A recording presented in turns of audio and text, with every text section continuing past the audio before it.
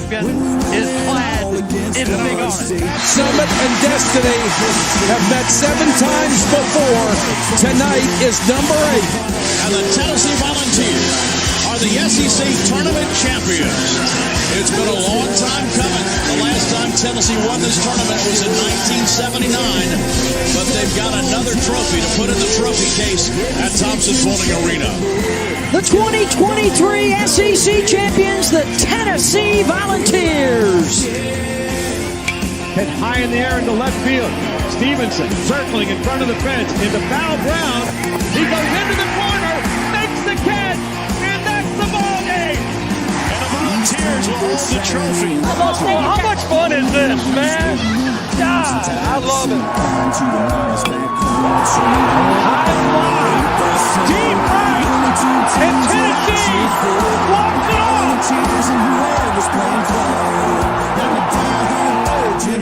The 2-2 to Denton. Well hit deep left field. It is gone. For the win for the Volunteers. From 40. On the way, a knuckleball. He got it. How much fun is this? Man, Rocky Top. This is college football at its absolute best.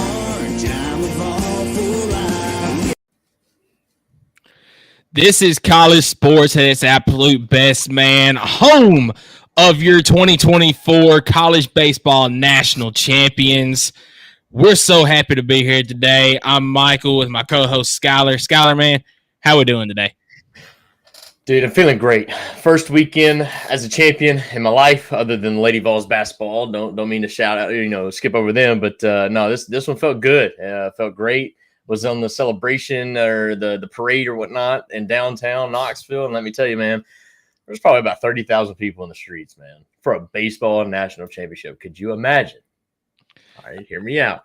Could you imagine what would happen if the football team could do something like that? And that was also a day's notice because, I mean, a lot of the players for baseball, they were going home afterwards. They had other stuff they had to do. So the only day that they could do the parade was as soon as they returned. So can you imagine how many people would have been there with a few days to plan out? Hey, I'm taking off work for this. I'm skipping school for this. I'm doing all this other stuff for this, man. It would have been even more insane. But man, you're exactly right. How many people would have showed up there for a football national championship? Oh, yeah. It's crazy. We got a couple of people tuned in on the Facebook. Catherine, we appreciate you. Justin Williams Wade says hello. We appreciate you guys tuning in. I'm not sure. Is there just no comment on Catherine? She's just like, she's here. It is what it is. Yeah, I was going to say that's all that matters. No comment, so. That's all that matters. But before we get into the show today, man, because we got 3 awesome segments, I do want to let everybody know who our presenting show sponsor is, and that is Chris Smith Insurance. As a homeowner, Chris Smith was once let down by his insurance company, so he decided to start up an agency of his own, where instead of feeling like a big company is fighting against you, you'll know that your agent is fighting for you. All insurance is not equal. Trust the Chris Smith Insurance today. Give him a call at 865-272-3387, located in Oak Ridge, Tennessee. He can help you out with all of your insurance needs. Give him a call, man. Get a quote if you haven't done so in quite some time. Obviously, rates are going up. He can help you keep it down. It's getting harder for him, but I know he can do it, man. So thank you for your continued support. Michael, we're talking about 3 big key topics today. I'm kind of excited because one of those topics is kind of turning the page and getting ready for the fall, baby. But you want to give us a rundown on what we're talking about today? Yeah, so today in segment number 1, we're going to give our top 5 moments from Tennessee sports this past season. But we're taking the national championship off the table because obviously that's number 1 for both of us. It can be a key moment. It can be a key play. It can even be a key game. But our top 5 moments from the 2024 season throughout all sports. Segment 2, we're going to start a position preview for this season's football team. Today we're going to be looking at running back position. And then in segment number 3, we're going to start our series of predicting the SEC schools and their 2024 schedules. Today, we're going to look at Vanderbilt, little brother, get their schedule prediction. Before we get into our segments, I do want to update everyone on football recruiting because, man, they have been hitting the trail hard here lately. Right. Over the past couple of weeks, they have gotten commits from 4-star offensive tackle Douglas Utu. They have also got commit from interior offensive lineman Nick Moore. He is a 4-star as well. We've got commit from 4-star defensive lineman Marion Dye. A couple weeks ago, we got a commit from 4-star edge rusher Jaden Lofton. This past week, got a commit from 3-star, and he is a high 3-star corner Trey Poteet. And also, we got a commit. We mentioned this one last week, I believe, from defensive lineman 3-star Charles House. Once again, another very highly rated 3-star. So these recruits this past week and within the past couple of weeks has put Tennessee back up in the top 10 at number 10 overall for the 2025 class. So football doing some big things. We're on recruitment watch for a couple more guys coming up. So a lot going on the recruiting trail. Tennessee's in a big battle right now with 5-star offensive tackle David Sanders. That's kind of that's really a 2-team battle between us and Ohio State. And Ohio State's made a really good push here late, but I think David Sanders has some connections to Tennessee. I think I read in an article that his girlfriend may even be attending the University of Tennessee, which kind of makes you want to think that he would come and be closer to her. But then again, he's got to do what's best for him and his decision. Even if he has to set aside, some of the real personal things in his life. But that is something that we're definitely going to be paying attention to. And something a little different about this class, man. I know we're just outside the top 10 or right on the edge. I think we just jumped into the top 10, but I think we were hovering around 10 and 11. But it feels like we're getting some of these positions in needs a lot better this round. Like, I know we got some interior offensive linemen and offensive tackles. That's good to hear because, man, we were kind of running thin and we're kind of like up in a question mark behind their depth in the offensive line. So it's really good to see Josh Heupel and company going after some of these highly rated offensive linemen. Even the 3-stars, that's one thing I do want to mention. Even the 3-stars, like you mentioned, they're like the ratings like 88, 89. I mean, right on the verge of being a 4-star. So very interested to see how the rankings change as this recruiting season goes on. Yeah, absolutely. And we got Misty tuning in as well. So Misty, glad to have you in. So without further ado, man, I'm ready to get into these topics. Let's do it. So before we do that, I'm going to give you our segment 1 sponsor, which is Optimal Asbestos Services, your trusted environmental consulting firm in Knoxville, Tennessee, state licensed and insured. We specialize in asbestos air quality management for commercial buildings and homes. Contact Jeff Mole at 865-223-3297 or on the web at optimalasbestosservices.com. So, Skylar. Yes, sir. I am super excited about this segment right here. Our top 5 moments from the 2024 season, of course, all sports. If you don't mind, because I told you beforehand, I've got an honorable mention. I want to hit that one first. Okay. That honorable mention is the Squirrel White touchdown catch against Alabama in the first half. That was a solid catch. That was a really good catch. That was unbelievable. Yeah. I think it was originally, was it ruled incomplete at first and they went back and reviewed it and said that it was a catch? Or did 100%, they? 100%. They might have actually ruled it a catch, but they had to review it regardless. That was an awesome catch. I wish that catch meant that we won the game. Unfortunately, we kind of imploded in the second half. Misty tunes in. She says, hey, that sponsor that you just mentioned, Optimal Asbestos, we've used them. Absolutely, we have. Doing home restoration work. That's what we do, and he is a big ally for us. Facebook's popping, guys. Definitely enjoy you guys tuning in, and we're about to discuss the top 5 moments in this academic year, which is basically football season, basketball season, and then baseball, softball season. What are y'all's top moments? And you can't bring up the natty. That's the kicker, right? So he brings up the Squirrel White touchdown catch over Alabama. I think that first half against Alabama was just phenomenal. Yeah. But like I said, that second half performance was not what we were looking for. but it's okay. It's okay. We were at Alabama. Hopefully we can return serve here at home this year. But man, I'm going to start with number 5. I'm going to work my way up the list. And my number 5 on the list has got to be the dark mode revenge game on USC Junior, aka South Carolina.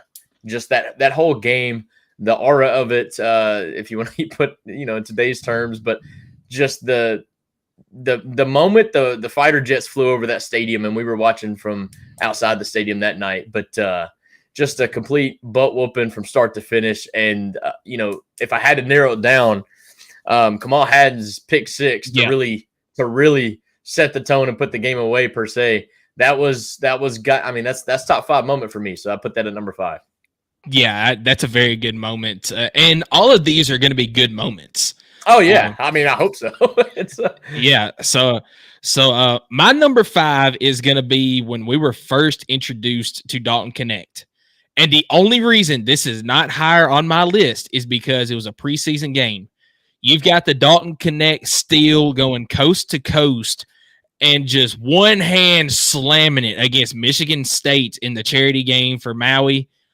Unbelievable. That's when, DK got on the map, and it was history from there. You know what's crazy about DK?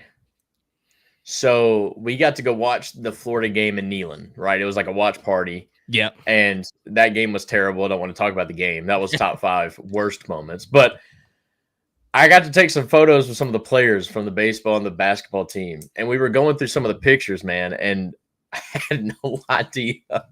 But Dalton Connect is in those pictures, dude. Had no idea who he was.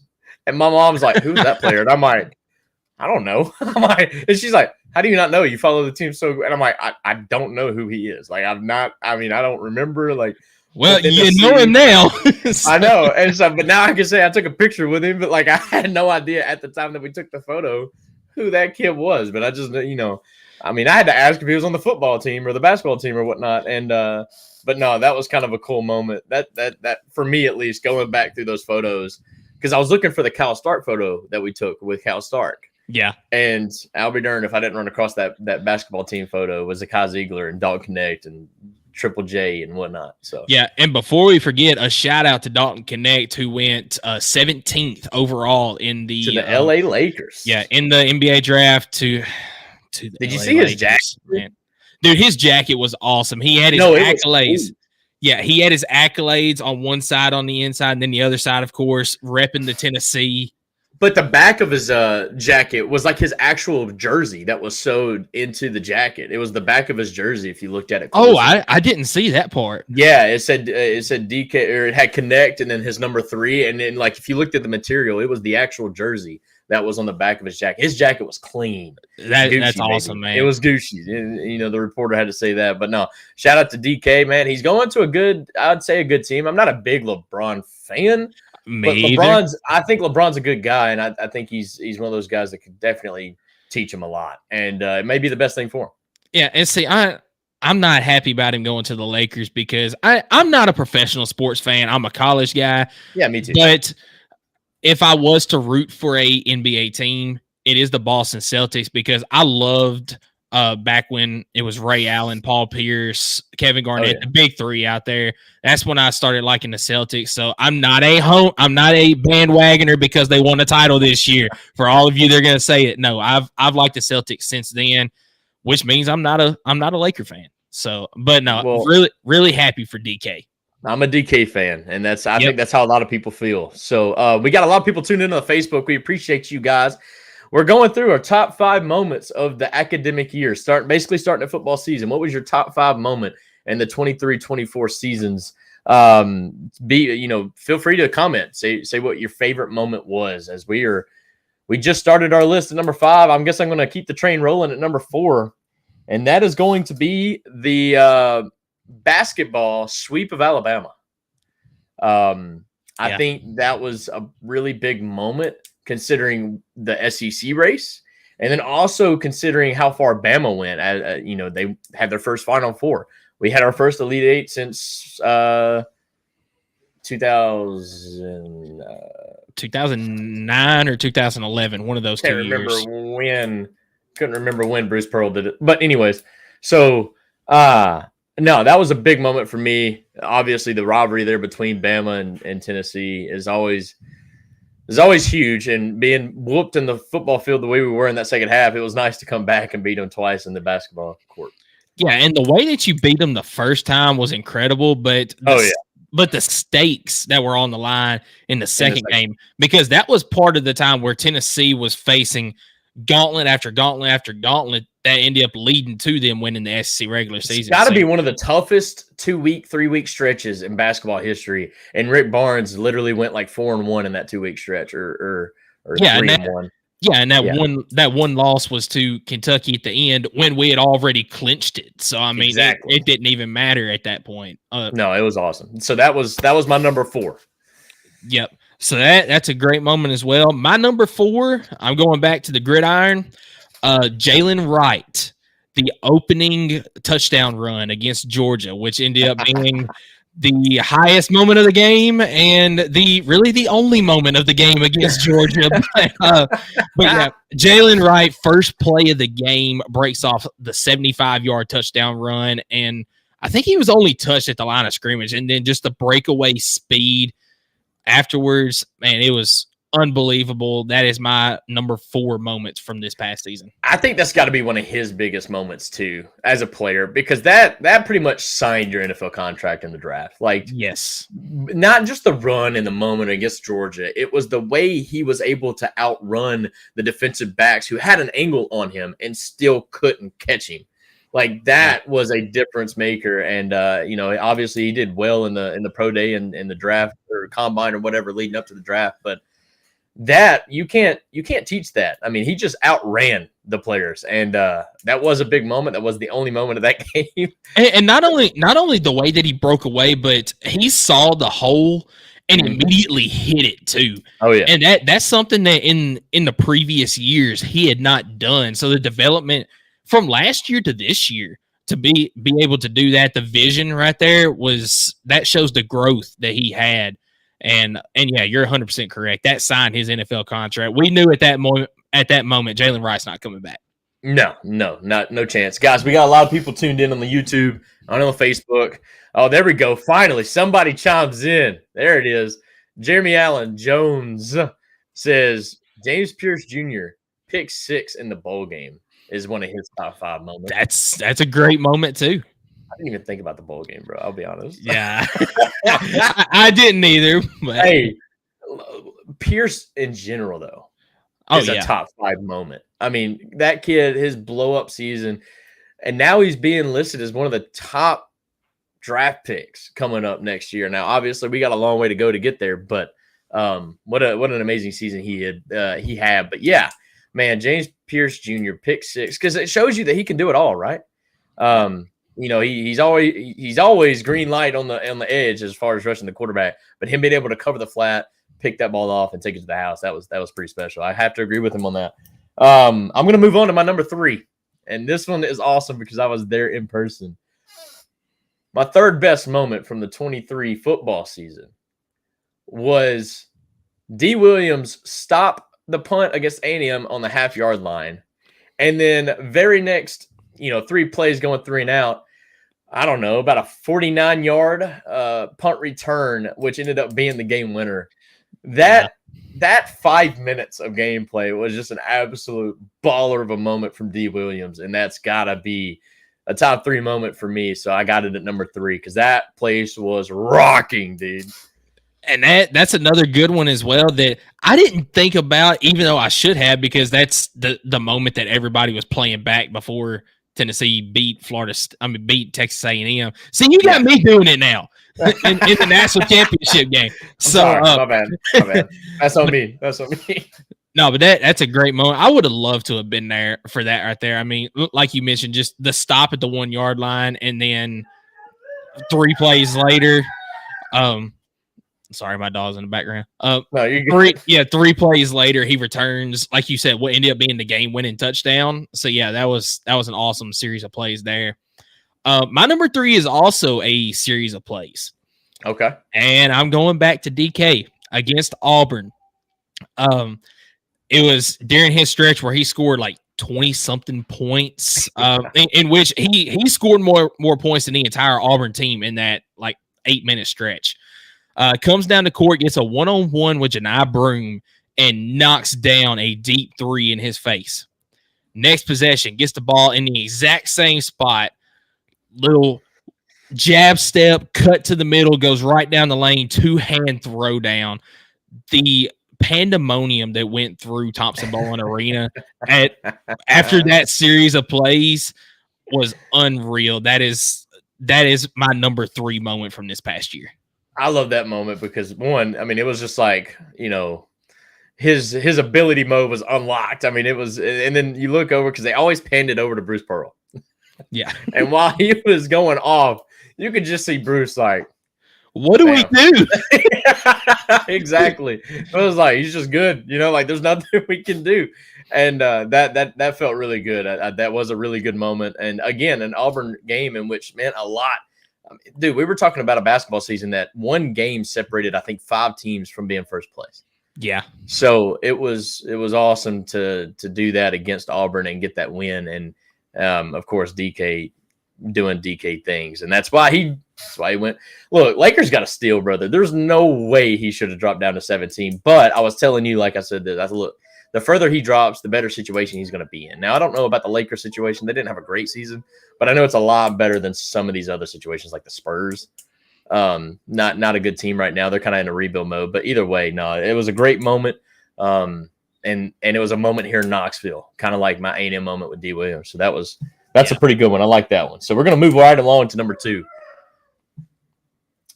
SEMO's 3-home run game against Kentucky at Kentucky to help secure the series win. Yeah. That's got to be one of the biggest moments that for him solely, like just take over the game, which he's done multiple times, obviously. We got one. He was on the track. He said SEMO's cycle against FSU. Yes. And I'm going to tie that in with my number 2 because it's just SEMO in general. But SEMO's cycle against FSU, but SEMO's 3-home run game against Kentucky as well because of what that game meant, right? It helped get you a game closer to Kentucky. It got you the head-to-head over Kentucky. And then it just sets you up to be the number 1. I mean, think about what would happen if he didn't come through in that game because that was a game in which it was very close. I think it was like 11-8 or I don't know. It was a very high-scoring game. But SEMO taking over. It was kind of like the domino effect. Like I felt like that's exactly what started this run for Tennessee in the postseason. And without that game, without that moment, Kentucky's the sole leader, right? They win the outright regular season. That means they're number 1 seed going into the tournament. That means they're arguably probably the number 1 team going into the NCAA tournament because they were the number 2 seed, if I'm not mistaken, going into the tournament. They were the number 2 overall seed. So that game, that moment was monumental to getting that NCAA national championship in the baseball team, in my opinion. Yeah, that was a huge moment, not just for SEMO, but for the season in general, like you said. Yeah. I mean, I'm not saying that it wouldn't have turned out with the same results with Tennessee winning and all, right. I mean, who knows? It might not have turned out the exact same if Tennessee loses that game. The rest of the season might have, I'm not going to say gone downhill, but you might not have seen the rest of the season play out the way that it did if you don't win that game. So yeah, absolutely great moment there. And Jeremy actually hit my number 2, but I'm not just going to focus on the cycle. I'm gonna do the entire game in general because you've got the cycle that SEMO hit for. You've got the comeback. I mean, you're down 7-1, I believe, at one point in that game, or 7-2, something like that. And then the 9th inning comeback in general. You could have a top 5 moment list from the 9th inning comeback. I mean, you get the Kavares Tears triple. Then, of course, you got Dean Curley with the sac fly there. Then you got the SEMO double down the line. The Blake Burke single up the middle that ties the game. The Billy Amick single that kept it going. And then, of course, the Dylan Dreiling walk-off. I mean, just the entire game in general makes my number 2 on the list. Well, my number one was the FSU comeback, but I'm going to change it now because I rooted for this dude since the beginning before. I think he was kind of living in the shadows, even though he wasn't. But my number one for top moment is just Dylan Dreiling.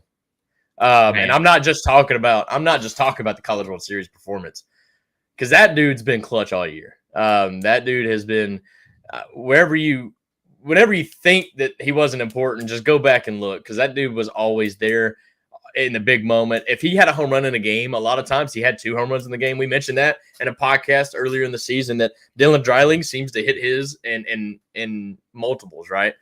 Sometimes he goes cold, doesn't hit a home run, but he's always good for a base hit, though. I mean, he doesn't try to do too much, and but in the moment when you needed him the most, that kid was absolutely clutch. I mean, think about the 3 home runs in the 3 games in the World Series finals.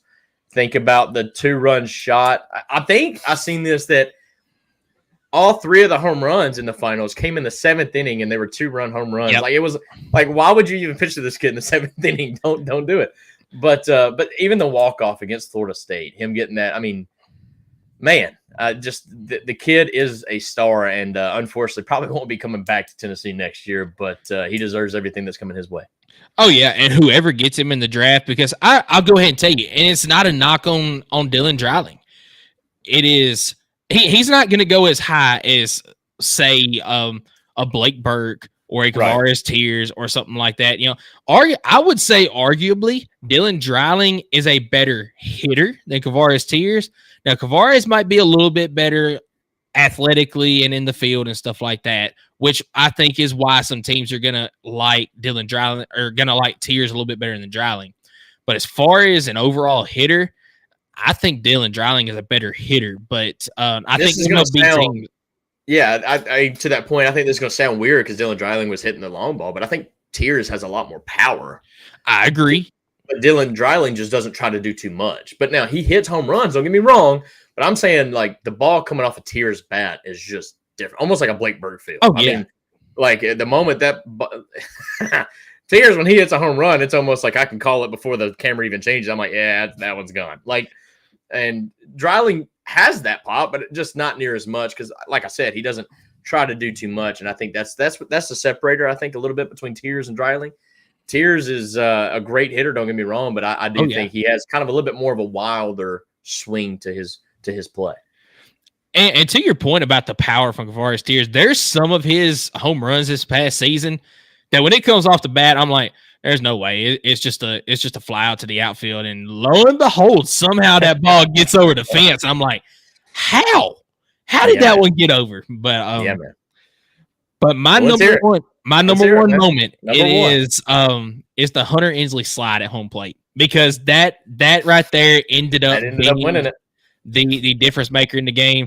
And you know, talking about Kavares Tears and Dylan Dreiling there, you know, you had the Dylan Dreiling home run earlier in the inning that barely cleared the wall. When it was off the bat, you're like, maybe I think it's just going to be a fly out, but somehow it gets out. Kavares Tears got every single stitch of that baseball, and it was off the wall. Now, granted, it was the dead center field, like 408 feet at that point. But how does that ball not go out? And Dylan Dreiling's does. So I tried to sew it up, but frame by frame, it just wouldn't let me do it. But I swear that ball hit the yellow stripe on the fence. I mean, it was at the top of the fence. And Karen Allen tunes in and says, yes, like that is the moment. Jeremy tunes in and says, Tears is my boy. He's got that dog in him. You dang right. You know, funny story about my parents, and I appreciate them tuning in tonight. My dad actually ordered some jerseys after they won the Super Regional and was nervous. He was a nervous wreck because he got SEMO from a mom, and then he got himself a Tears jersey, the dark out jersey, blacked out, whatever you want to call it. But he was a nervous wreck because, dude, those jerseys came in the Monday of the championship game of the series. Oh, man. But they came in for the game, dude. I mean, he was like, man, I ordered these things like 2 weeks ago. Where are they at? But they did come in, and I just felt like you talk about a moment when you know you won. Yep. It was the mail USPS when they delivered the mail on Monday morning. When them jerseys were there, I'm like, all right, this is meant to be, brother. They're going to be wearing. And it was kind of funny because when they took a picture next to each other, They said this is what FSU fans and Texas A&M fans are doing, and it said crying, and then it said more tears because that's their jerseys. Yeah. And I thought that was kind of funny, but anyways, no, that was a great moment, man. That slide, which will be talked about forever, because honestly, that was a moment which was going to be talked about regardless. But it was one of those things where it went from being like the nail in the coffin to being the actual game deciding play. Yeah. So, and I think that kind of helped pump Hunter Ensley's stock a little bit, the fact that it ended up being the winning play. But when my cousin sent me a text after that slide, and he said, dude, I've never seen a juke move in baseball. And I'm like, welcome to Tennessee, baby. So, yeah, and he played football at Huntington too, and he did, and he was a baller, by the way. You see some of his stats? Yeah. Come to find out, I didn't realize this at the time, but I mean, it makes sense. So, Cornersville, in the 2 years that their football team made it to the state finals, they had to go through Huntington, and Hunter Ensley was on, I think, both of those teams that Cornersville ended up beating to make it to the state finals. So, it's pretty cool to find that out. Didn't know who he was at the time, but I definitely know who he is now.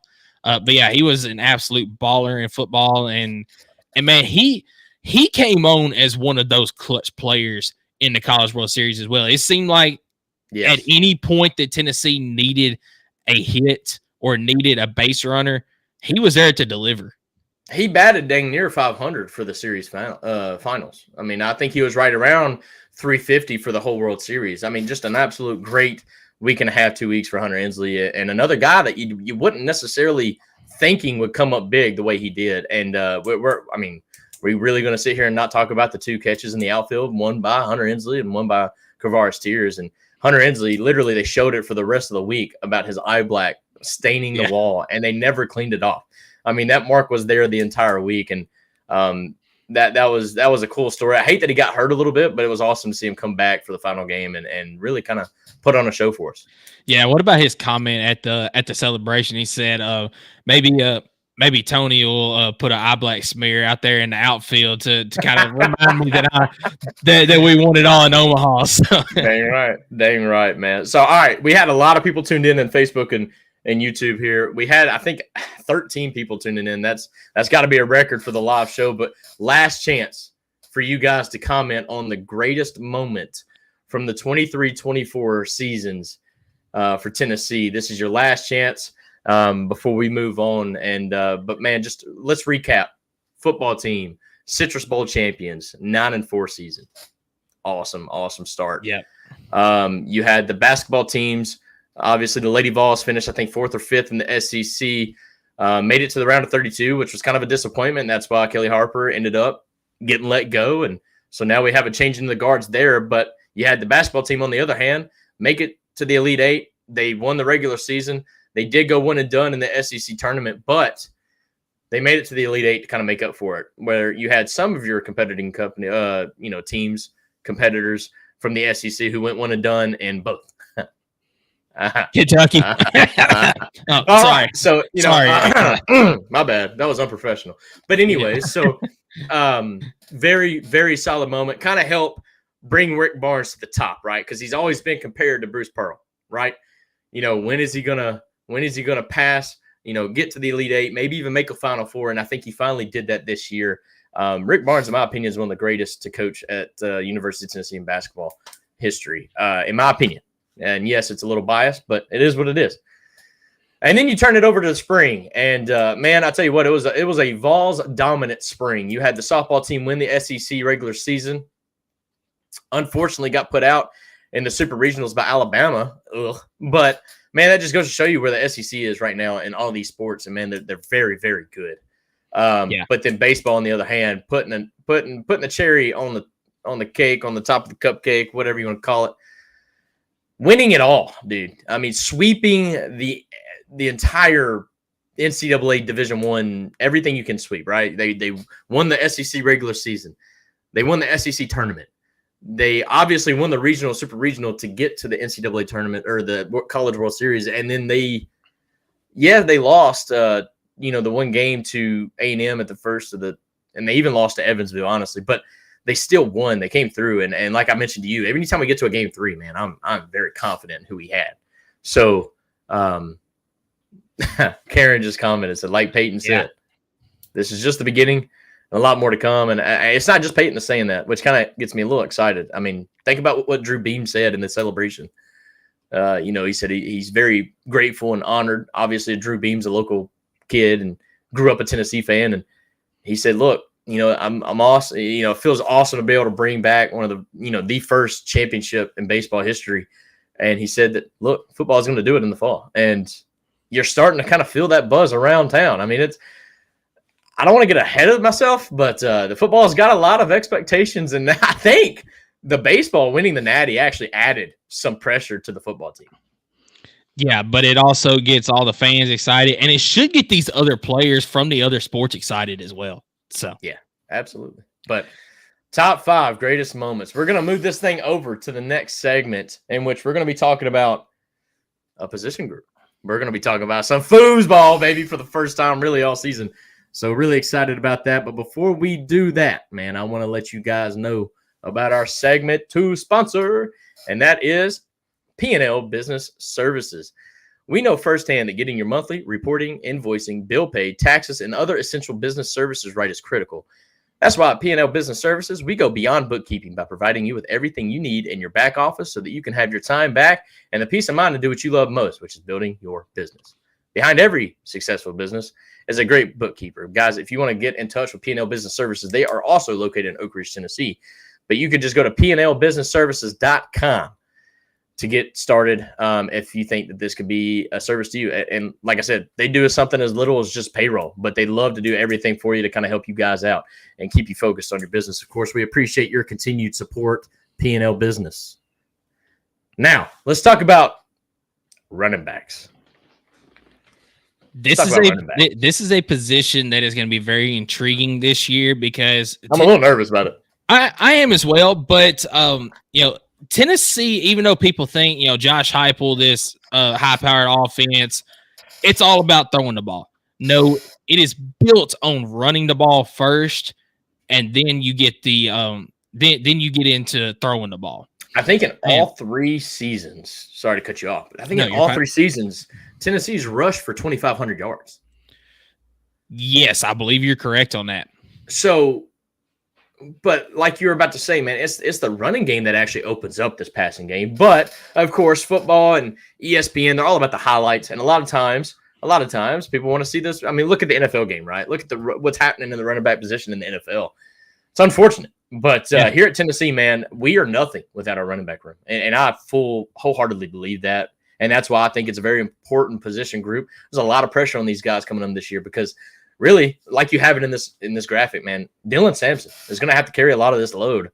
But we got some new guys, some young bucks in the room, and we're going to be talking all about them. Yeah, so as you see in the bottom left-hand corner there, in 2023, Tennessee had 2,878 total yards rushing on the season. That is good for 10th in the NCAA and first in the SEC, squeaking out LSU. And that was 204.8 yards per game. So, and 3/4 of LSU's yards was from the quarterback. Just want to point that out. But yeah. I mean, Tennessee had a 1,000-yard rusher this past year. I mean, Dylan Sampson had over 600. Jabari Small had right at 500, I believe. So, yeah. And I've got over here, your key losses are Jalen Wright, Jabari Small. I mean, Jabari Small graduated Jalen Wright to the NFL. Dylan Sampson returning, and Dylan Sampson's a dude, and he's gonna continue to be a dude. You've also got Cam Seldon, Khalifa Keith. Let's see, you've got I had it in front of me. Deshaun Bishop. Yes, you got Deshaun Bishop. Redshirt freshman who joined last year as a walk-on. We've got freshman Peyton Lewis, who was a 4-star prospect. But we're going to kind of get into these guys a little bit. But then I think we wrap it up with 2 guys that I believe are walk-ons. It's Patrick Wilk and Hunter Barnes. One's a redshirt junior. The other one's a redshirt sophomore. One's from Nashville. Patrick Wilk's from Nashville, and Hunter Barnes is from Memphis, Tennessee. So, but everybody knows Dylan Sampson, right? I mean, he was in the rotation last year despite, having to kind of sit behind Jalen Wright and Jabari Small, but he kind of earned that right to be arguably. He was arguably RB2 last year. Yeah, I mean, I was going to say a 2A because, I mean, it was between him and Jabari Small behind Jalen Wright. But he earned that, and he's got a chip on his shoulder. He knows that he's that guy this year, right? He's got a lot to live up to as far as expectations. But behind him, right? Who are we going to? This group's always been a 2-back group, if not a 3-back group. Even with the fast offense, we rotate our running back quite often because we rely on that running game so much. I mean, you'll see there will be drives this year where we will run it 6 straight times because it's working, and then our guy's going to be gassed. It happens, right? Jabari Small, Jalen Wright, you've seen them every time they run. They're tapping the helmet like, dude, I just ran 70 yards in 5 plays. I cannot finish this drive. If you want the best out of me, you're going to have to get somebody else in here. And I mean, it is what it is. You'd love to see him push through, but it's asking a lot of a guy to do that when he's giving his 100% for 6, 7, 8 plays in a row. Because even your wide receivers, man, you'll see they kind of get to take a break after a play if their call, if their number's not called, they kind of just act like they're blocking or whatever. But who's going to be that guy, right? Who's going to be that number 2A, 2B? And Cameron Seldon is a guy that comes to mind, the sophomore. He's 6'2", 222 pounds. I mean, and we saw his potential in that bowl game against Iowa. I mean, he looked really good. Of course, he made some freshman mistakes, but he looked really good running the ball as well. Now, here is my only concern about Cam Seldon. He had an off-season surgery this past year. Yep. So but he is supposed to be available game 1. Matter of fact, I think he's going to be available for some summer practice, but how much is that right there going to hold him back, not getting to compete in the spring, work out some in the spring? So I'm going to go off on a tangent. I'm going to go off on a tangent with that, though. So we say supposed to be, but just like,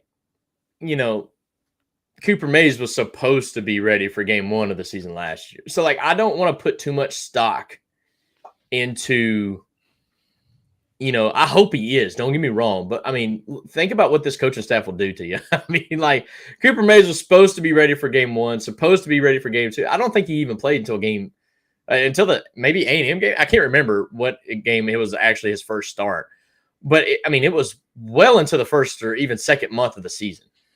So this shoulder, I think it was a shoulder injury that he had surgery on. Yeah. I am interested to see how the coaching staff handles it, if he's truly going to be ready. Because I feel a lot better. If he's truly ready by the fall. Yep. But I'm a little nervous if he's not. But I'm also not. Because you got Khalifa Keith right behind him. Yes, exactly. And he's poised to have the biggest leap this year out of anybody in this group. I mean, I'm dead serious. From a guy who really didn't play at all last year, he's 6'1". He's our biggest back. He's 6'1", 233 pounds. But the dude can move. Oh, yeah. So I'm really interested to see how his pass protection is. He's going to play, no doubt about it. He took over Jalen Wright's first number 20. It's going to look familiar out there at least. But, like I said, my biggest note next to him was, could he make the biggest jump this year from a guy who I don't think took a single snap last year. Or if he did, it was in some garbage time. It was garbage time. I looked up the numbers earlier. I forget exactly how many yards he had. It wasn't a lot, but of the returning running back production last year, of course, Dylan Sampson had the most yards. It was 615 yards. 796 yards of the 2878 is your returning production from last season. Yep. So we're definitely losing way more than half, almost 3/4 of your production, but that's okay. That's okay, man. I mean, new is not always bad, I'm excited for Khalifa Keith though. But I'm also excited for the next name that I know you're about to say, and that is Deshaun Bishop. Absolutely. You mentioned, walked on last year from Knoxville, Tennessee. Yeah, he's from Knoxville. But I know it's just a spring game, man. So we can't take a lot of stock in it. But man, the way that he was able to run the ball in the spring game, that dude is also poised to, especially if Seldon is not healthy enough. He's got a chance to make his mark in a game, because at that point you would have probably Khalifa Keith as your number 2 behind Dylan Sampson if Seldon is not available. And then, we like to have that third guy in the rotation. He might not be able to get as many snaps as some of these others, but I mean, we've seen Dylan Sampson. He got his chance. And at times, he was the guy that we went to. Yeah. Take Kentucky. What was that, last year, I believe, or was it 2 years ago? 2 years ago when it was kind of garbage time, or was it Kentucky? I can't remember, but he kind of took over one of the drives. I think it was 2 years ago. And I mean, we just kept feeding him, and he kept getting yards. And I think he even scored the touchdown in that drive. I mean, he just was a dog in that drive. And yeah, I agree with you. He just kind of took over the game. So that's proof that if you get your time on the field and you prove that you can do it, hey, you're going to get more snaps. So I think that Deshaun Bishop, from what we've seen so far, if he's given his chance, he can really take over some production. Yeah, I think one key thing before I kind of get into about Deshaun Bishop is, this group is going to be asked of a lot, but also really not that much. I mean, pass protect. Your offensive line is experienced as crap. You're going to have gaps. Protect the ball. Yes. Like, do not put the ball on the ground. No fumbles. Absolutely no fumbles. Jalen Wright, if he had a flaw, it was protecting the ball. Especially in his first season. His first season was bad. I mean, it was really bad. That's why on that 2022 team, Jabari Small was still RB1 because they knew that he was going to be able to protect the ball. Jalen Wright might have been your better running back overall. Oh, undoubtedly. He was definitely more physical, but what is that worth if you're, dropping the ball once a game or whatever, Yeah. So no, I mean, this running back group is going to be asked of a lot, but again, protect the ball. Your gaps are going to be there, and just attack when you get there. I mean, make that. Jabari Small was really good at this, making one cut and running. Yep, he was really good about it. Vision is a big thing, but I do believe a lot, and we'll get into the offensive line later. And I'm excited to do it, but they're going to have their spots, man. Deshaun Bishop, though, he joined last year as a walk-on. He's arguably kind of your mirror image of Dylan Sampson at 5'10", 200 pounds. Dylan Sampson's 5'11", I think 192. Deshaun Bishop's arguably the smaller back of the whole room, but he's very shifty, very very quick on his feet. Yeah, my bad. And just kind of gives you that.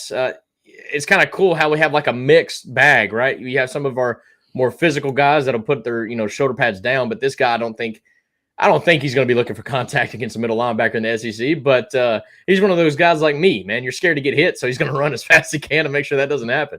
And very excited about him. And again, a bunch of sophomores, a bunch of redshirt freshmen in this group. So again, a lot of unknowns, but a lot of room for potential here. And I'm kind of excited to see how it unfolds.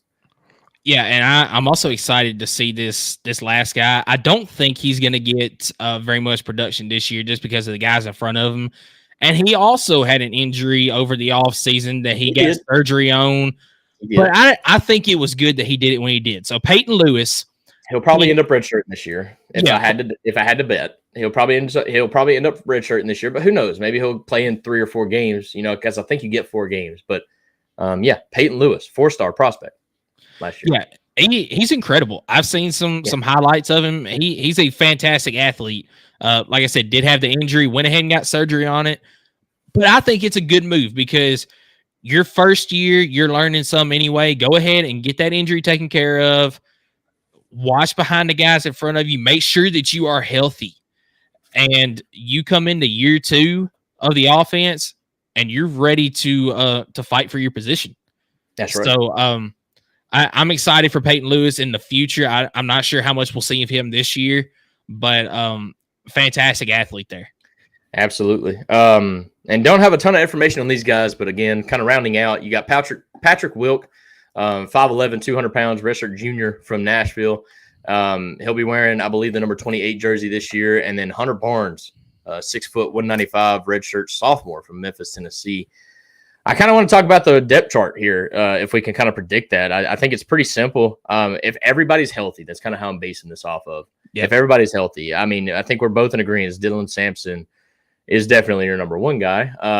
No arguments there. And I think your number 2 would be Cam Seldon if he's healthy. Yep. Khalifa Keith, your 3 back. So I've seen a little bit of both. I've seen it would be 3A, 3B between him and Deshaun Bishop. Yeah, that's pretty much where it is. And I think that it's going to depend on maybe who has the better day. I think, depending on what happens in practice, Heupel's going to be like, hey, you're my guy this week. Yeah. But also, if you don't perform, if you don't do well out there, I'm going to throw this other guy out here.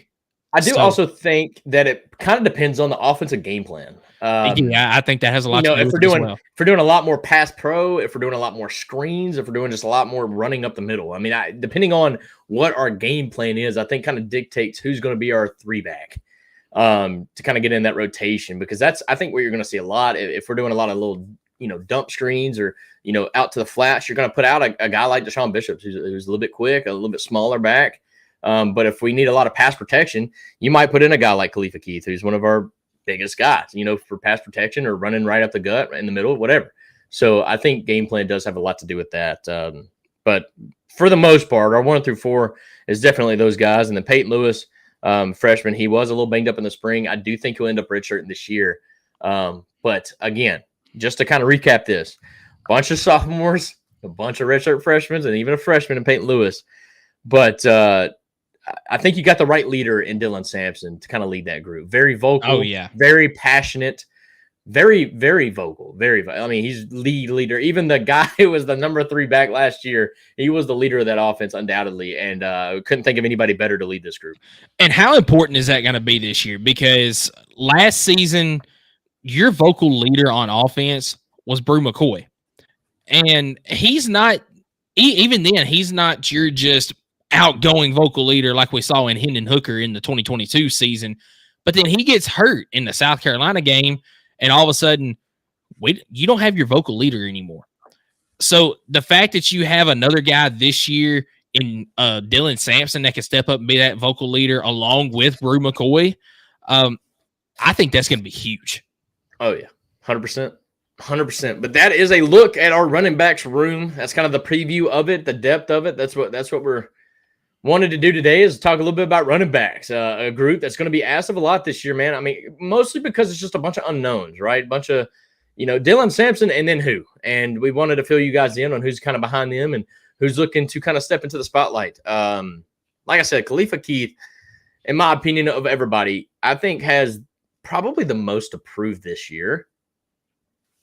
Yeah, depending on how you want to take that as far as with the team.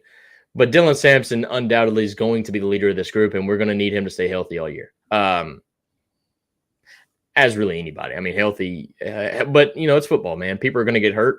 It is what it is. So, no, the running backs group, man, that was – any last takeaways on the running backs group? I think this is a very good group, and there were some Tennessee fans that once the transfer portal opened up, they were like, "Hey, we need to go out and get another running back." I don't think so. Yeah, I agree. I'm not thinking so either, because if healthy, I think this is a very good running back room. I think it's a solid group. I think you got a solid 4 or 5 man punch that, even though they're unproven, I think they have a lot to prove, and I think that's what makes them a little dangerous. Yeah. Now, the other side of it, if you do have 1 or even 2 that get hurt or just aren't staying healthy, you're asking a lot of the younger guys. You are. So it's kind of a catch-22 situation there. But 100%. I agree. I think I agree with what Hype and the coaching staff did. They didn't pursue a running back in the portal. You're going to trust your guys. And I think that this – I'm not going to say that this running back room is going to put out the same numbers that last year's group did, because I think you're going to have a little bit more from the passing game this year that's going to offset that. But I do think that this running back room is going to be just fine, and they're going to put up some big numbers this year as well. Well, my thing is about your point about the transfer portal, man. When you got a winning formula, you don't want to add any poison to the water or to the well, whatever you want to. And so if you go in and grab somebody out of the portal, that may be a great addition to the group. Don't get me wrong. But what kind of sour taste in the mouth does that give the other guys in their group that you're going to be relying on next year or the year after that? And you don't ever want to put yourself in a position where you're kind of having to recruit somebody 2-3 times, which you're already having to recruit a player every year. Don't get me wrong. But, you don't want to put that. You're preaching loyalty, right? And if you go out to the portal and slap these guys in the face that are sitting at 3, 4, 5 deep, and then they're thinking they're about to jump up to the 3 or the 2, and then you go and grab a guy out of the portal just like that. That's not going to sit well, especially with a guy that's capable. And I think all these players are capable. They just need some experience. And I think this year is why it's so key, is because they're going to get that experience this year. 100%. So don't want to really, poison the well per se. And I hate to say that again, but it's kind of my whole point about not going to the portal. Portal should only be used when absolute necessary. Yeah, I think a lot of people forget that. Yeah, and I don't want to get on a big portal tangent here because we can talk for hours on the portal. But I totally agree with you. If you feel like you've got the guys in your group already that can handle that spot, you don't go out and get another one. Tennessee, they felt like they needed some pickups in the wide receiver room, especially after this past season. And we'll get to the wide receiver room down the road. But they felt like they needed some guys out of the transfer portal. They went and got them. I still feel like they've got some good guys here that can compete with those guys that they went and got out of the portal. But yeah, I totally agree with you. The transfer portal is something that should be utilized kind of as, I'm not going to say a last-ditch effort, but you try to get an addition there that maybe you weren't able to get in your recruiting cycle. 100%. And that's going to wrap up our talk about our first position preview of the 24 season, and that's the running backs group. So we're going to tie a bow on that and wrap it up. Move on to segment 3 to wrap up this show, man. Yeah. So before we get into segment 3, I'll give you our segment 3 sponsor, which is Kaizen Painting. Do you want a colorful life? Kaizen is a painting and drywall company that provides residential, commercial, exterior, and interior services. At Kaizen Painting, we understand the importance of a beautifully painted home and properly installed and repaired drywall. We're here to bring your vision to life. We care about providing you with a personalized, efficient, and quality service. If you live in Knoxville and surroundings, contact us for a free estimate at kaizenpainting.com. Color your life the Kaizen way. So, Skylar, we're now going to get into our schedule predictions. So, today, we decided to start off with Little Brother, as Vanderbilt is going to be our first one of the season. So, do you want to go first with predictions, or do you want me to go first? I'll go first with predictions, I guess. Yeah, let's pull up the schedule here. Vanderbilt. By the way, stupid logo change. They should have definitely kept the star, but that's just my opinion. I totally agree with that. I hate the V by itself. I've had some Vanderbilt fans say they hate the V by itself. You definitely. It's almost like they wanted to like somewhat be like us with the whole like one letter logo. I don't know. Like if they were going to change anything, they should have definitely incorporated the anchor. But whatever. It's not my team. I really don't give a rat's behind. Anyways, let's get into this schedule. And boy, let's just take a moment and kind of do a quick glance at this thing, right? Just kind of left to right, right to left, up, down, down, up. Pray for Vanderbilt. This is not a good schedule. This is, and I'm giving some gracious here. It's a 3-9 team here. Clark Lee got a lot to do if he wants to keep a job in Vanderbilt. And I'm not going to say it's his fault, but it is his fault. He's a head coach of a football team. But Vanderbilt just ain't built to compete with some of these teams. Now, they did get a great transfer from, I think, New Mexico State at quarterback. I think it's New Mexico State. Oh, please, God. If that's wrong, I'm so sorry. But kind of excited to see what he brings. But, man, look, Tennessee, LSU, South Carolina, honestly, is not a bad team. Actually, I did not just say that. Auburn is on the rise. Texas, though, like, come on. Kentucky is going to beat Vanderbilt, should beat Vanderbilt.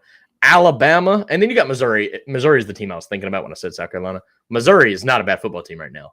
I think they're really – and they brought back their 2 stars. I would arguably love to say 3, but unfortunately running back's no longer there. But and then you got Virginia Tech to start the season, man. I mean – this is a 3-9 team, and I'll just go ahead and tell you, look, they're dropping Virginia Tech, and I think they do beat Alcorn State. They beat Georgia State, hopefully, unless Georgia State, does their thing. Oh, look at you. Yeah, I had these pulled up earlier. That's why I asked you for it earlier. Okay, nice.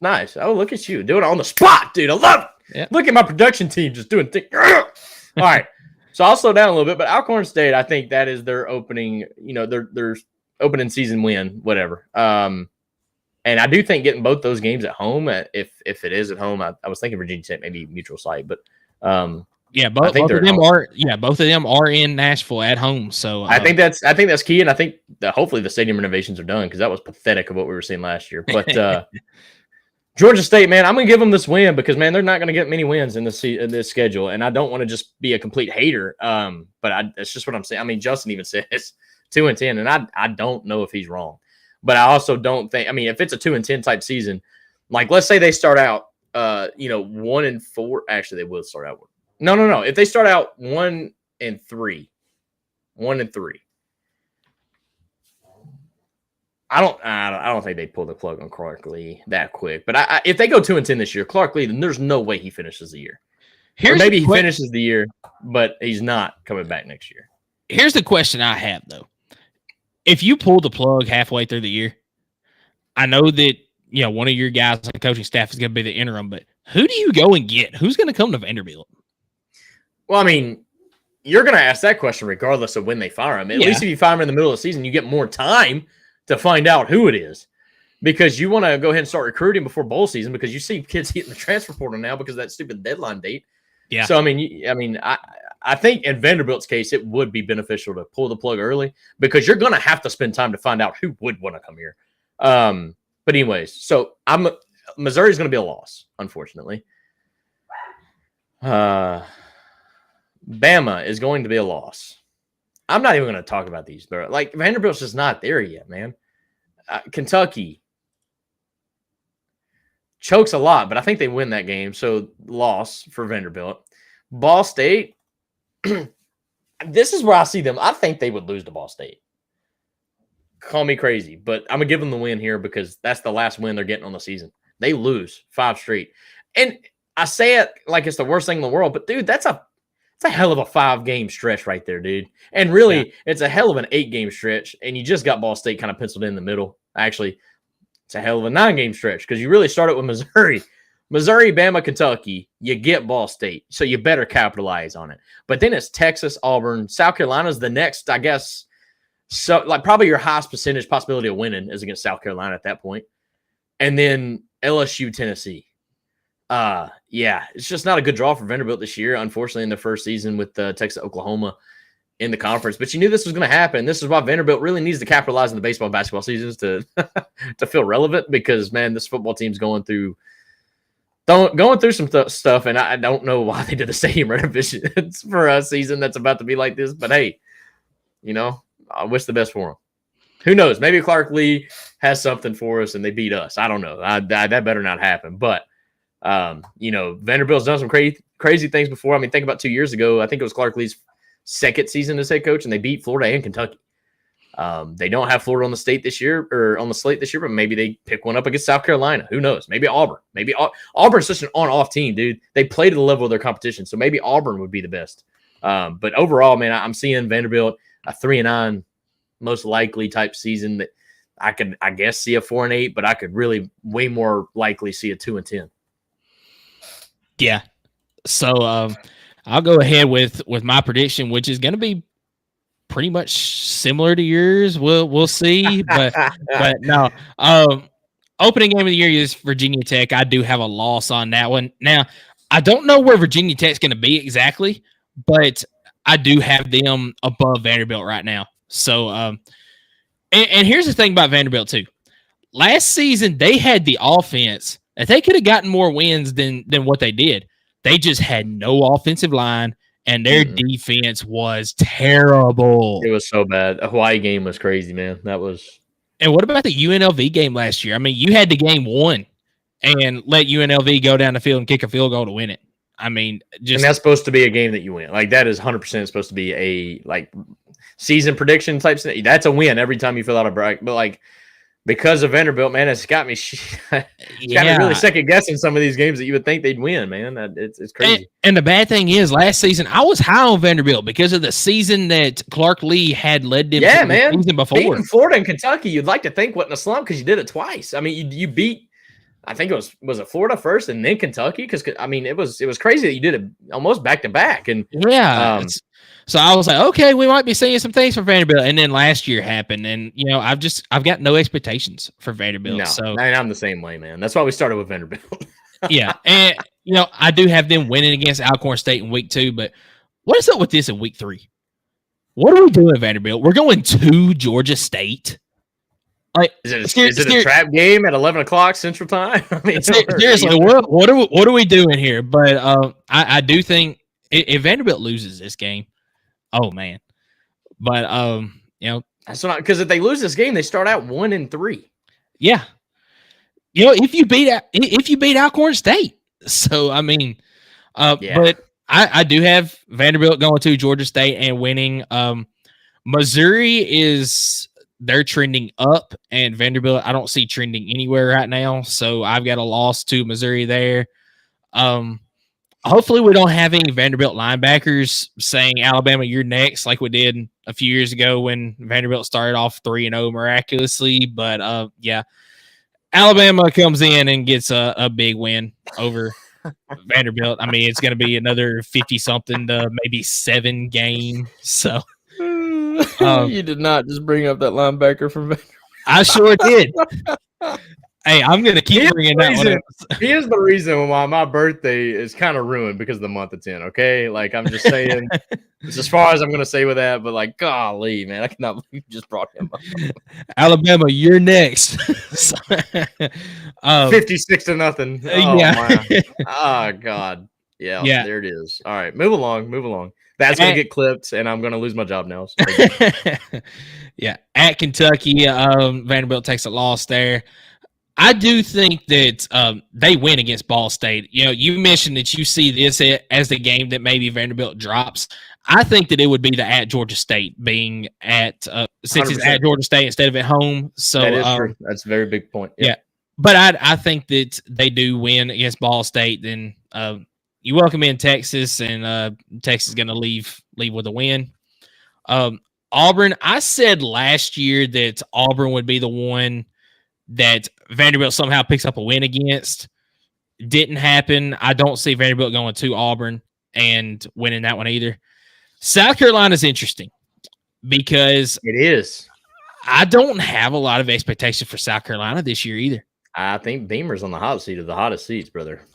Yeah, he's right up there. Both of those coaches, Beamer and Clark Lee, are on the hot seat. I mean, Beamer only didn't get fired last year because of who he had as quarterback, who's no longer his quarterback. Yeah, so very intrigued to see what's going to happen. Right now, because I just do not trust Vanderbilt, I've got a loss to South Carolina, but do not be surprised to see Vanderbilt pull out a win there. I think that's the only SEC win I could see them getting this year. Hold up. I will be surprised if Vanderbilt gets an SEC win, period. I don't care who it is. But I do see your point. South Carolina is, and that's why I kind of mentioned it. I think that's going to be their, I guess, best percentage for the rest of the year as far as like a winning percent. You know how they do the pregame winning percentages? Yeah, I think South Carolina is probably the best chance. And I see your point there. I see why. Yeah, and then we're just going to go ahead and do this right here as losses at LSU and I love how you say it's somewhat similar and ended up being the exact freaking same. Yeah.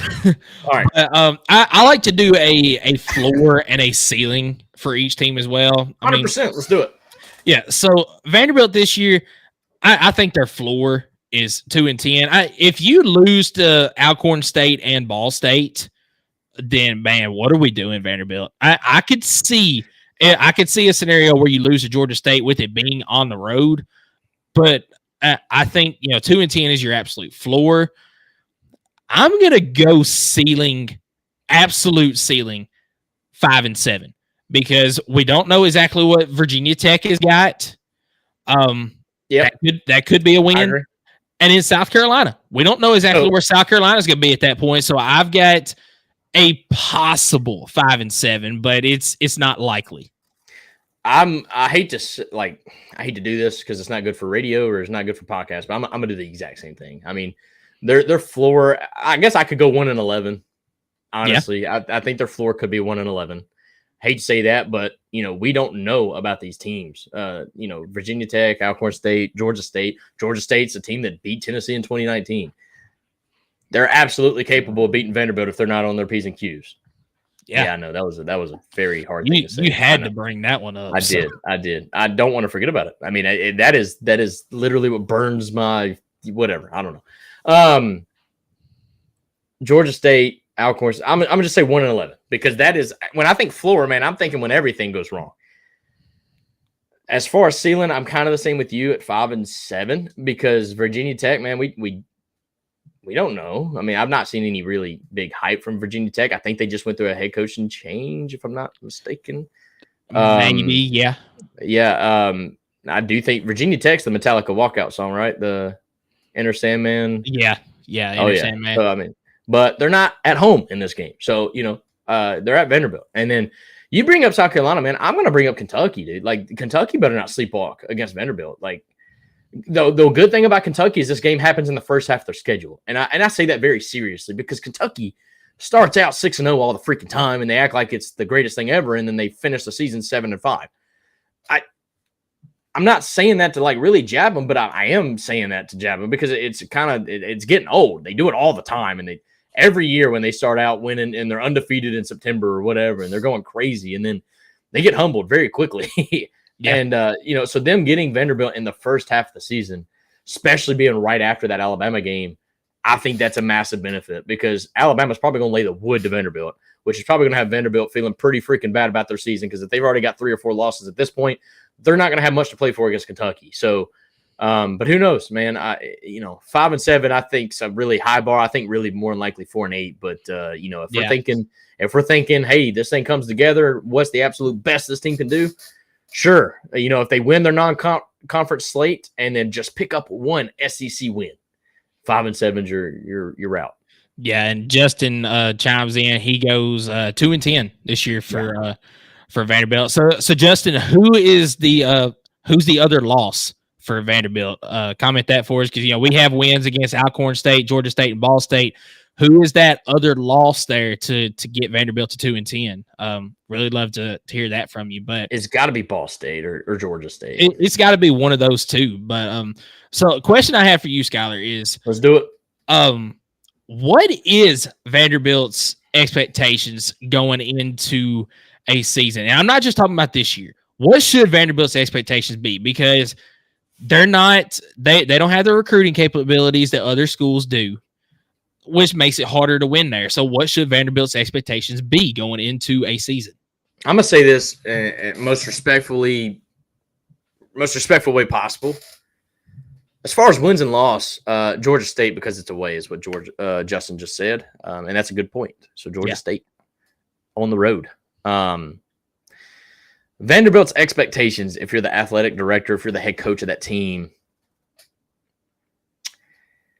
is wins and losses. There is no expectation because you're not going to win. However, and that I know that's heartless to say. It is what it is. However, the expectation is to not get freaking boat raced, not get embarrassed every weekend, week in and week out. Be competitive. Maybe sneak out a win against a team, but when you go and play Missouri, do your daggum best and not get beat 42-0. Make it a 32-17 or 31-17. I guess it's more of a reasonable score. Have some scoring. I guess what Vanderbilt needs to do is kind of find their Josh Heupel. If you're going to lose, no, that's a terrible representative. Well, no, this was Josh Heupel's first year, I guess, because we went 7-6 their first year. Yeah, 7-6. Yeah, so if you're going to lose a lot of games, at least make it really fun to watch, right? Yeah. So if Vanderbilt's going to go 4-8 or 3-9, is it fun to watch? Are they good games? Are you competitive? Or is it by the second quarter you're turning it off because they got no chance to come back? I mean, I guess that's my expectation. Or if I was the athletic director, like you got to put the pieces in play to you got to lay some sort of foundation. Because right now, Vanderbilt ain't done nothing to lay a foundation. I'll just be honest. Like they made some changes, of course. But ever since James Franklin left that program, they have just not had it. Just not had it. And the only time they really capitalized on their season is when Tennessee is so bad, dude. But no, I mean, I think going into the season, be competitive. Don't get boat raced. Don't get embarrassed in your own, on your home field. So Virginia Tech, Alcorn State, Alabama, that's going to be hard. But Ball State, Texas, that's going to be hard. South Carolina, Tennessee, that's going to be hard. Try your best to fill up that arena without filling it up with the other team's fans. That's your goal. Yeah, that's fair. So I'm going to have a few of the same points as you there. I mean, obviously win your FBS win your FCS games. Win those three. At least winning record. At least 3-1. Like I was gonna say non-conference, the way that the current slate is in the SEC. The way that the current slate is in the SEC, you get 8 conference games, 4 non-conference, and one of them has to be a Power 5 opponent. At least win your 3 non-conference games that are not a Power 5 opponent. Depending on who that Power 5 opponent is, like you said, at least be competitive in that game. I mean, Wake Forest last year, I'll give Vanderbilt this. They were competitive in that game. If you had any sort of a defense, you might win that game. Yeah. But they had no defense whatsoever. So Wake Forest ended up boat racing them in the end. At least be competitive with Virginia Tech. If you pull out a win, hey, that's great. And then, like you said, be competitive in your conference games as best as you can. And if you pull out a conference game, hey, go 5-7 in a season, I'm accepting that if I'm Vanderbilt's athletic director, because there is no expectation wins or losses at Vanderbilt, like you said. So, definitely win your FCS games. Be competitive or possibly win that Power 5 game, and then be competitive in each SEC game, possibly get an SEC win. I think that is the expectations if you're Vanderbilt's athletic director, if you're a Vanderbilt fan. I mean, obviously you want to do better than that, but like you said, there has not been a foundation at Vanderbilt for success since James Franklin was there. Yeah. And it's hard to win at Vanderbilt because you have different recruiting guidelines that you have to follow being a private school like that. You can't hit the transfer portal like other teams can. So you're already at a disadvantage. Yeah. And for the love of God, if y'all ever do a field storming and y'all line up one by one going down the stairs, I don't even know what to say to that. That was the most that's got to be the most embarrassing moment for Vanderbilt. Not even the losses, but the single file line field rushing.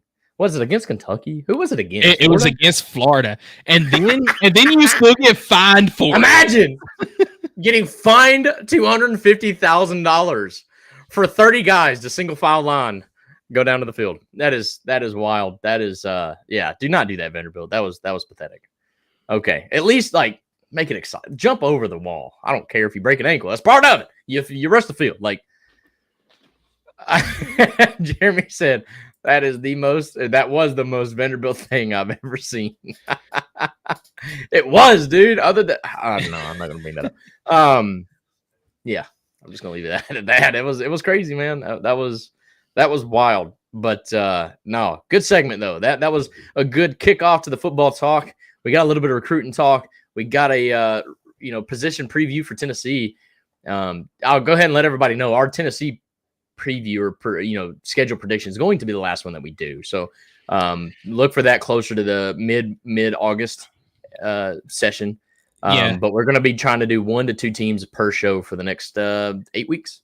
Yeah. So the plan for what we're doing is we're going to have a Tennessee position group each week leading up to the season. And then, like Skylar said, 1 to 2 schedule predictions for the SEC each week leading up to the season. That's how we're going to fill our time. Of course, if other things come up, then we'll add those in as well. But that's our plan leading up to the regular season. So I do want to close with one other thing. Skylar and I both saw this off air. We talked about it earlier. Obviously, we're really excited for football season. Don't want to jump ahead of anything, but something to get you a little bit excited about basketball season as well. Coach Barnes has each of his players participate in a shooting drill that he calls the, quote, KD drill. KD, not DK. Yeah, KD. We're going to have to rename it DK. No. Yeah. Well, no, DK didn't complete it. So hey, shush your mouth, dude. KD didn't go to Tennessee, brother. That's true. But a player has to make 9 out of 10 shots from 7 different locations on the floor. And if you can't make 9 out of 10 shots, then you have to start the drill over. Only one player has ever been able to complete the drill under Barnes, and that was Kevin Durant, which is why he nicknames the drill the KD drill. Chaz Lanier completed it on his second try. So you're telling me he's a shooter? Yeah. He's a shooter. He's a track. No, sorry. No, that's something to really be excited about. That's pretty wild. Oh, I mean, but look, that's why they followed that recruitment so hard. That's why we literally purposely left a spot open as late as we did for that guy, because was it not between Kentucky, Tennessee? It was, and it was actually this is how it went down. So Chaz Lanier, I don't think he came out and said it, but it was all the recruiting sites said it. If Chaz Lanier was chasing a bag, he was going to Kentucky because Kentucky was offering him a bag to go there. Well, of course they would. They're all about the one and dones and go to the NBA draft. Yeah. But if Chaz Lanier wanted to be developed more for the NBA, he was going to Tennessee. Now, obviously, Tennessee is giving him something, but it wasn't anywhere near what Kentucky was. But Chaz Lanier decided that he wanted to be developed for the future. And he did come out and say this. What really sold him on Tennessee was the night that he came into Knoxville. All of the basketball players were there waiting on him, weren't they? Yeah, and it was like midnight. But every single one of them was waiting for him in the locker room. And he said, I felt it immediately.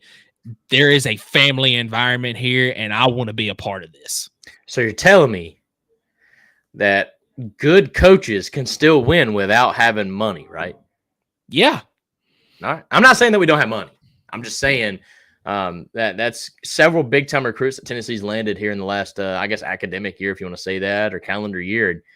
It's been very well noted that we weren't the highest offer as far as NIL, but they came here knowing that they could develop their game a little bit better. And it shows me that some of these kids still have the long game still at top of the mind, right? Because absolutely, he could have chased that bag immediately, got paid, and he would have still played basketball for that year. But then how does he set himself up for his career at the next level? And it warms my heart that some of these kids still think of that when they make a really big time decision.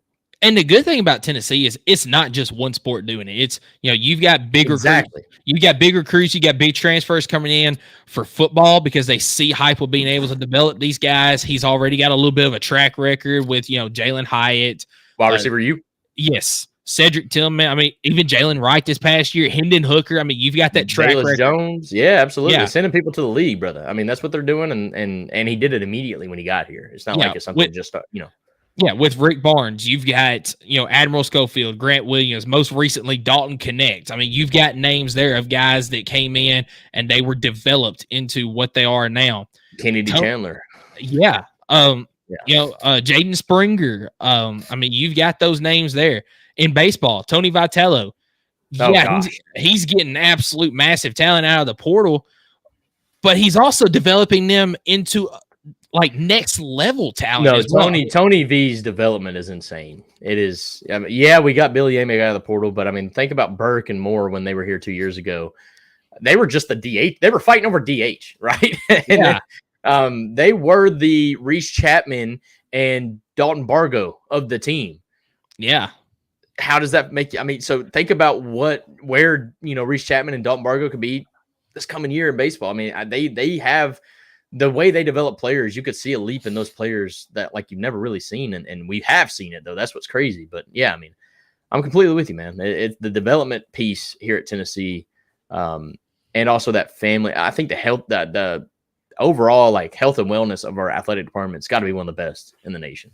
And when I say health and wellness, I'm talking mental health. I mean, these players on these teams seem to really enjoy it on the team. Like, it's not like, even if players leave, it's not really because they had a bad experience. It was just hey, I know I'm never going to play here. Like, it's a great team. I'm glad to be a part of it. Like Taven Jackson going to Indiana, right? Yeah. He still talks about Tennessee to this day. Like, man, I loved it. It was great. And, being behind Hendon, being behind Joe, like that, those were two of my brothers. They welcomed me in like crazy. But, like, he just knew. Like, he wasn't going to play. So he wanted to go somewhere where he could develop or, he could play, and so I think that's one of the biggest keys to this athletic program, athletic department is you have guys leaving solely because of playing time. It has nothing to do with having a bad experience here, not being able to gel with the program. And I think that is a key piece of the recruiting development of these coaches, making sure that when they recruit a player, they're getting a guy that they know would be a good fit and not just bringing in, per se, the top talent. They are getting great talent. Don't get me wrong. Yeah. But they're getting great talent and the best, fit for the locker room, for the team, per se. And I think that's a big piece that gets overlooked when it comes to talking about coaching. Yeah, and you talk about the health of the athletic department. I mean, how many other schools do you go out and see, for the national championship, for instance? You've got Tony Vitello and the boys playing the national championship, and you look up and you see your head football coach and your head basketball coach sit next to Morgan Wallen and Peyton Manning. Yeah, I mean, that just shows the health of the athletic department, how well they all work together. And then afterwards, both Barnes and Heupel come down onto the field, just grab Vitello in a bear hug. They get a picture together. I mean, they're all supporting each other. Talk about health of a program. Yeah, it's no secret. It's no secret. Texas called Vitello. It's no secret. Texas A&M called Vitello. And guess what? He ain't going nowhere. No, I mean, it's not out there. And I can promise you, he was offered probably $1 million a year more to go somewhere else, to go to Texas, to go to A&M, than to stay here at Tennessee. But guess what? When you got something that is working, when you got the support outside of just the paycheck, I mean, this is Vitello's program. Like, this team will be named after Vitello at some point, whether it's the field, whether it's a street, whether, I don't know, you name it, but his name is going to be there. And for him to show that loyalty, to know that, hey, I built this and I'm here to stay, and I'm turning down any other offer from anybody because I know what I've got here. That is a great feeling to have as a fan. Yeah, I mean, he built the program from the ground up. He was given, like, Danny White basically said, hey, I want your idea on plans for stadium renovations. So, I mean, Vitello basically got to build his own stadium. Who gets that? What other coach in the nation? I would even venture to say Nick Saban, when it came to maybe renovating, Bryant Denny, probably didn't get a say so. He probably did. I don't know. But, no coaches get to sit at that room when those discussions are happening. Yeah. But Tony Vitello was not just at the table, brother. He was probably at the head of the table during those discussions. Yeah, so, I mean, he got to build the stadium. He got to build his own program. And Danny White is about to – this isn't public yet, but Danny White is about to make Tony Vitello the highest paid head coach in baseball right now. And he deserves every single You do think he'll be the highest paid? I think he will. Okay. I mean, he's going to be one of the highest paid, but I didn't know if it was going to be the highest paid. So, but then again, I mean, the money coming in and the support you're getting from this hungry fan base, you probably can give him the highest paid. And I mean, why not, dude? Why not? I mean, I was just thinking with all the money that we're going in, obviously with all the stadium renovations, not just the baseball. I mean, that baseball itself is getting $100 million renovation. I just didn't know what our pockets were as far as keeping him satisfied. But no, he will be one of the few millionaire head baseball coaches. There's not a lot of them. No, because in the sports world, football is head king, whatever. There's $7.5 to $10 million paid coaches. $10 million pretty high, but you got 5, 6. I think Josh Heupel's 6, 7 ish, and then you got basketball, which is right around $1 to $2 million, right, for most head coaches. And in fact, a lot of them is even lower than that. And then you got baseball, man, and we're talking 600, 700,000 for a decent head coach. Tony Vitello is about to be probably close to a $2 million a year head coach for the baseball team, which is unheard of.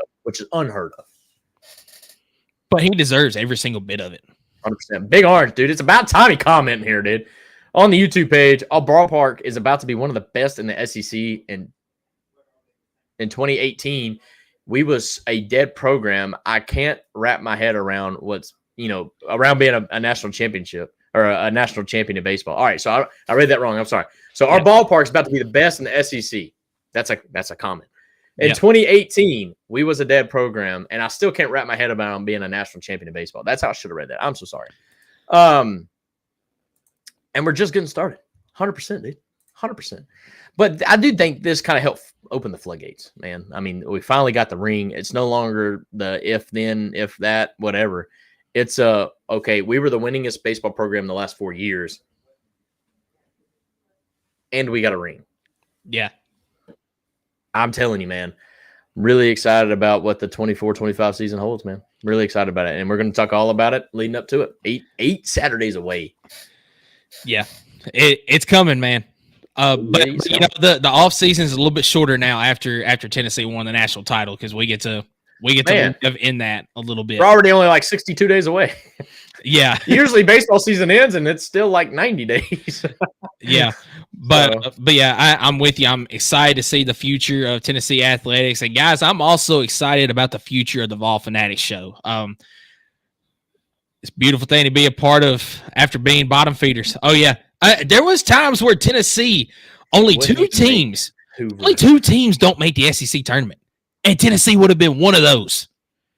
I mean, it wasn't that long ago. Yeah, it's absolutely the best in the nation. I mean, when you look back over the last 4 years, Tennessee is the best program in the last 4 years. It's not even Big close. Orange says, yes, as Big Orange says, seeing our program just become the best in the nation when arguably 5 years ago it was the worst. I mean, because other than basketball, which was really an on and off thing with Rick Barnes there for a while, I mean, really with it, there was a year where if the basketball team didn't come through, man, we didn't finish in the top 25 in any sport. I mean, we were bad. And now it's, if you don't finish in the top 10 of your sport, it's bad. So, I mean, it's awesome. It's awesome. But yeah, go ahead. Continue your thought, man. But yeah, I'm excited about the future of the Vol Fanatics Show, as well as we've got some big things coming. You know, I want to plug in the College Huddle here. Go visit the College Huddle.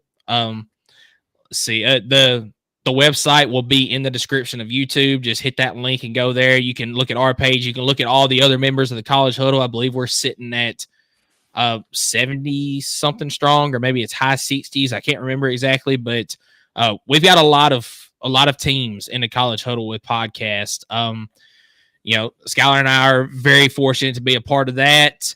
We're going to be working on a new intro that we're hoping to unveil within the next couple of weeks. It's going to include the national comeback. Oh, okay. Hey, it might include that as well, but we're working. Is it bad that we won the Natty and I'm still talking about the comeback? That's crazy. Because arguably, I mean, it was almost more exciting, that comeback. I mean, obviously winning an Natty. Yeah, I say exciting, yes, because it was a moment. Nervous wreck in that ninth inning. Yeah, it was a nervous wreck in that ninth inning when we balked a first, when there was not even a base runner on first, which we didn't talk about. And then Aaron Combs is laughing about it. I'm like, boy, if you lose after laughing about it, bro, you're running polls for the next 7 months, dude. Like, you're running polls forever. But he came in clutch, man. But yeah, it's been fun. It's been real. Yeah, but we're gonna be working on a new intro. Unfortunately, we'll have to drop the "I'm a Vol for Life," y'all. There was a little copyright issue there, so we're gonna sing. I'm in danger. Yeah, so we're gonna be working on a new intro. We're also in the works of getting a website. We're hoping to have that up and going by the start of football season. So we'll probably drop the link tree at that point and have everything on the website as far as links to all of our stuff. Hopefully be able to start uploading a few articles. Not saying it's going to be an everyday thing like some of these A to Z sports writers that you see, but maybe, once a week, something like that. Maybe twice a week, do some articles that you can read as well. Have some different posts on there as well. Just looking to do some things to improve upon over the off season going into the football season. And if you guys have any suggestions for us as well, things that we can do better, we're going to be working on posting more on YouTube, posting more on our social medias, trying to get more engagement. But if you guys have any ideas for us, leave them in the comments, private messages, something like that. We want to hear from you guys as well. So a lot going on in the future for Vol Fanatics Show as well. Big Orange chimes in, probably going to be one of the last comments of the show before we wrap it up, man. He thinks Tennessee's winning 10 games as long as Nico doesn't get hurt. He could carry us with the weapons we have, and that kind of leads into what we talk about, man. We're going to do our prediction, but it's going to be probably closer to middle of August before we get into Tennessee's prediction. But, I think that's the mark for most SEC teams that feel like they have a chance is 10 wins, because 10 wins get you in that conversation at an at-large bid in the playoff, which is now expanded to 12 teams. So, yeah, I mean, that's going to be the benchmark, really. I mean, trying to get to 10 wins. So he also chimes in and says, man, 62 more days. So I was off by 1 day. I'm sorry. Yeah. It's going to be awesome, man. We got some things coming up. Stay tuned. And like Michael said, we're going to try to do everything we can to cater this thing to what you guys want. And that's what we're all about. We're just two guys that like to talk ball. So we're going to keep doing that. And it's been a great year so far. Our first year in podcasting. And we've already got a natty. So I think we made the right decision in getting this thing kicked off. So very, very much looking forward to seeing what this thing holds and where it can go. And we're going to be here the whole way. So, Michael, you got any closing marks? Go Big Orange, guys. Go Big Orange. Y'all be good, man. I'm a ball for life, y'all. I bleed orange and white, y'all. I will till I die, y'all. I'm a ball for life, yeah. Raised up on John Ward, giving 6 in the checkerboard.